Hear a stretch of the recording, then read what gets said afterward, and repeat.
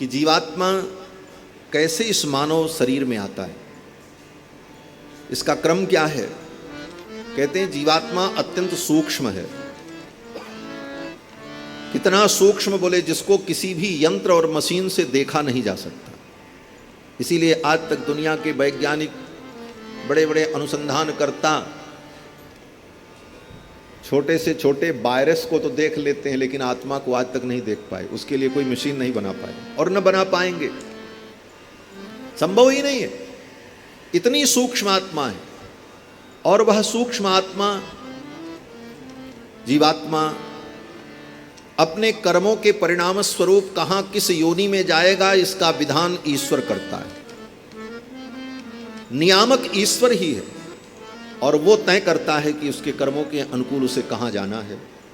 और जहां जाना होता है उसके लिए वो विधान जब तय हो जाता है तो वह सूक्ष्म जीवात्मा प्रकृति मंडल में जल के माध्यम से पृथ्वी पर आता है और पृथ्वी पे आकर के वह सूक्ष्म जीवात्मा वनस्पतियों में प्रवेश करता है। जो वनस्पतियां उत्पन्न होती हैं, चावल दाल गेहूं अन्न दूध दही जो कुछ भी हम खाते पीते हैं, साग सब्जी, उन वनस्पतियों में वो जीव चला जाता है। और कहाँ से गया, किस वनस्पति में गया, ये न हमको पता रहेगा, न आपको, न उस जीवात्मा को। वो केवल भगवान जानते हैं। उस जीव को जहाँ जाना है उस तरह से ईश्वर के संकल्प से वो क्रिया चलती रहती। और फिर जब उस वनस्पति का, उस अन्न का, उस वस्तु का पुरुष सेवन करता है, हमारे आपके जैसे लोग जब भोजन करते हैं तो वह सूक्ष्म जीवात्मा भोजन के माध्यम से पुरुष के शरीर में जाता है। पुरुष के शरीर में जाकर के वह परिपाक होकर के रस के रूप में परिवर्तित होता है। रस के माध्यम से वो रक्त में जाता है, रक्त से मांस में जाता है, मांस में जाकर के फिर वो अस्थि में जाता है, मज्जा में जाता है। इस प्रकार एक एक धातुओं में होते होते शरीर की सातों धातुओं में वो यात्रा करते हुए पुरुष के शरीर की उत्तम धातु में शुक्र में उसका प्रवेश होता है। और शुक्र में प्रवेश हो जाने पर उस जीवात्मा के, अभी तक उस जीवात्मा को पता नहीं है हम कौन हैं, कहाँ हैं, उसकी चेतना भगवान के संकल्प से सुसुप्त रहती है। और जब गर्भाधान संस्कार होता है तो गर्भाधान संस्कार में वह पुरुष के रेतक कण का आश्रय लेकर के वह सूक्ष्म जीवात्मा माँ के गर्भ में प्रवेश करता है। कर्मणा दैव नेत्रेण जंतुर्देहोपपत्तये स्त्रियाः प्रविष्ट उदरम पुंसो रेतक कणाश्रयः। पुरुष के रेतक कण का आश्रय लेकर के वह जीवात्मा उस गर्भ में प्रवेश करता है। और गर्भ में प्रवेश करने पर कललम त्वेक रात्रेण पंचरात्रेण बुदबुदम, एक रात्रि में वो कलल के समान होता है, घनीभूत होता है। पंचरात्रेण बुदबुदम, 5 रात्रि में वो बुदबुद के समान होता है। दशाहेन तु करकंधो, 10 दिन में वो बेर फल के बराबर हो जाता है, अंगुष्ठ मात्र। और पेश्यंडम वा ततपरम, 1 महीने में अंडे के बराबर हो जाता है। मासेन तु शिरोद्वाभ्याम, दूसरे महीने में उसी पिंड के अंदर एक हिस्सा सिर के रूप में निर्मित होने लगता है और धीरे धीरे उसका विकास होता है। नखलोमास्थ चर्माणि लिंग छिद्रोद्भव स्त्रिभिः, तीसरे महीने में ही तय हो जाता है कि ये पुरुष होगा कि स्त्री होगा, मेल फीमेल क्या है, ये तीसरे महीने में ही विधान हो जाता है, त्रिभिः। और फिर धीरे धीरे तदनुकूल उस भ्रूण के अंग का विकास होता है।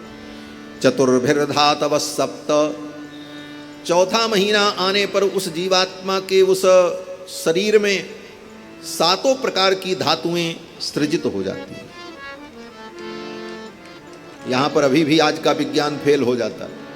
आज का विज्ञान कहता है पुरुष के शरीर में जो उत्तम सप्तम धातु है वो युवा अवस्था आने पर ही सृजित होती है, लेकिन कपिल भगवान कहते हैं 7 धातुएं गर्भ में ही उसके अंदर सृजित हो जाती। चतुर्भिर्धातव सप्त, 7 धातुओं का सृजन हो जाता है। पंचभिक्षुत्रिभवः, और 5वां महीना आने पर उसे भूख प्यास लगने लगती है। उसकी चेतना भगवान के संकल्प से जागृत हो जाती है उस जीवात्मा की, और उसके भूख प्यास से कहीं उसके मुख में गर्भ का पानी न चला जाए, उसके अंदर कोई विकार न हो, इसलिए 6वें महीने में ही उस जीवात्मा को गर्भ में ही एक आवरण की प्राप्ति हो जाती है। और षड्भिर जरायुणा बीतः, 6वें महीने में वो जरायु से वेष्टित हो जाता है, पैक हो जाता है चारों तरफ से। और नाभि नाल के द्वारा, माँ के द्वारा खाए गए भोजन से रस निर्माण होकर उसका पोषण होता रहता है। और इस प्रकार माँ के गर्भ में वो धीरे धीरे हिलने डुलने लगता। कुक्षौ भ्राम्यति दक्षिणे, माँ की दाहिनी कोंख में वो धीरे धीरे हिलने डुलने लगता है। मातुर जगधान्न पानाद्यैर एध धातुर सम्मते, माँ के खाए गए पदार्थों से उसका संवर्धन होता रहता है। और उसी गर्भ की छोटी सी जगह में सेते बिण मूत्रयोर गर्ते सजंतुर जंतु संभवे, मल मूत्र के उस गर्त में, उस गड्ढे में, उस पेट में थोड़ी सी जगह पर वो जीवात्मा पड़ा रहता है। कृमिभिक्षत सर्वांग, कपिल भगवान कहते हैं वहां गर्भ के अंदर जो कीड़े हैं वो उसको काटते हैं, उसके अंग में भयंकर पीड़ा होती है। कभी कभी तो इतनी पीड़ा होती है कि वो मूर्छित हो जाता है। फिर अपने आप माँ के खाए गए तीक्ष्ण उष्ण पदार्थों के द्वारा उसके अंदर पुनः चेतना प्राप्त हो जाती है। और इस प्रकार से धीरे धीरे वो गर्भ में 9 महीने व्यतीत करता है। गर्भ के इस भ्रूण विकास के क्रम को जो आज के वैज्ञानिक यंत्र के द्वारा देख करके समझते हैं, इन चीज़ों को बिना यंत्र के ही महर्षियों ने अपनी दिव्य मेधा के द्वारा देख करके वर्णन किया। जिस समय वर्णन किया हजारों वर्ष पूर्व, उस समय न कोई मशीन थी, न कोई विज्ञान था आज के समान, लेकिन महर्षियों ने अपने दिव्य ज्ञान के द्वारा ये सब कुछ जाना और वर्णन किया। कपिल भगवान वर्णन करते हैं कि फिर जब 9 महीना व्यतीत हो जाता है, गर्भ में वो जीव उल्टा लटका रहता है, सिर नीचे पैर ऊपर, और जन्म के कुछ क्षण पूर्व उसके पिछले 100 जन्मों के कर्म उसको याद आ जाते हैं। अभी तक तो उसको पता ही नहीं था कि हम कौन हैं। 3 महीना 4 महीना पहले से उसको ज्ञान हुआ कि हम कोई हैं, उसे भूख प्यास लगने लगी, सुख दुख का अनुभव करने लगा। लेकिन जन्म के कुछ क्षण पूर्व तो उसको इतना ज्ञान हो जाता है जीवात्मा को कि उसके अपने पिछले 100 जन्मों के सारे पाप पुण्य कर्म उसको दिखाई पड़ने लगे।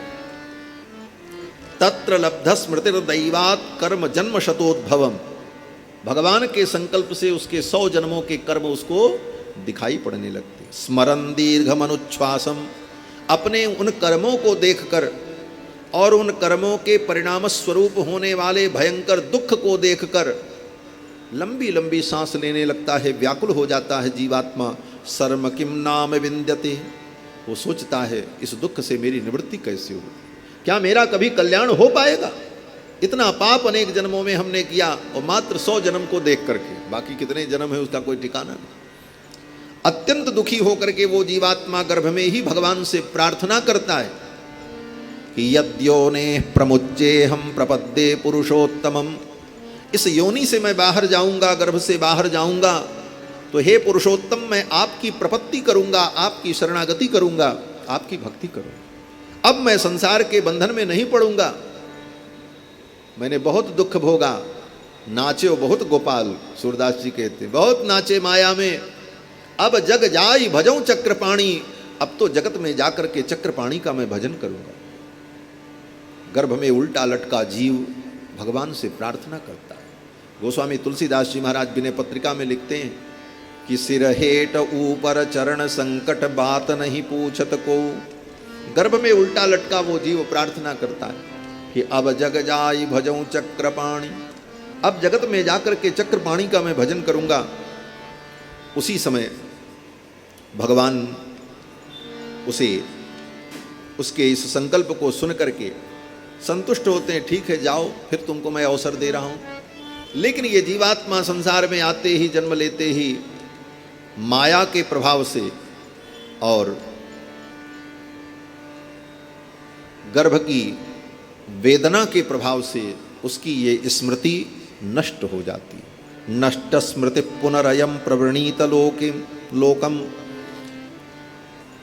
उसकी स्मृति नष्ट हो जाती है और वो सब भूल जाता है। फिर आकर के संसार में उसी माया के प्रपंच में वो लिप्त हो जाता है। फिर भगवान की जब कृपा होती है, उसके पुण्य प्रकट होते हैं और जीवन में कहीं उसको सत्संग मिला, सत्संगति मिली, सत्पुरुषों का संग मिला तो उसे ये ज्ञान सुनने को मिलता है और तब वो सावधान होकर के पुनः अपने कल्याण के लिए, आत्मोद्धार के लिए प्रयास करने लगता है। इन सारे विषयों का कपिल भगवान ने अपनी माँ को वर्णन सुनाया।